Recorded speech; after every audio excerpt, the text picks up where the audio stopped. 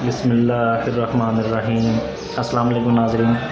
इस वीडियो में मैं आपको बताने जा रहा हूँ कि आप किस तरह से अपने बायोस का पासवर्ड जो है वो आप लगा सकते हैं।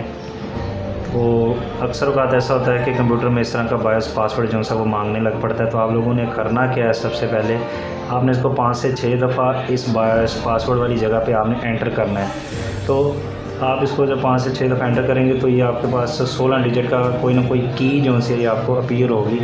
वो की वेरी करती है। उसके बाद आपने वो उस की को इस biosbug.com एक वेबसाइट है, ये आपने गूगल क्रोम से इसको खोल लेना है और उसको थोड़ा ऊपर करेंगे तो नीचे आपने अपनी जो कंपनी है कंप्यूटर की उसमें आपने क्लिक करना है। मुतलका कंपनी में यहाँ लगे ऐसी बात, तो उसमें वो जो 16 डिजिट का जो पासवर्ड है, की है, वो इसमें डालनी है। तो नीचे सेंड रिक्वेस्ट पे आपने क्लिक करना है तो वो एक कोड आएगा, उस कोड को आपने उसी बायोस वाले पासवर्ड में डाल देना। तो आपका जो पीसी है वो अनलॉक सक्सेसफुली हो जाएगा।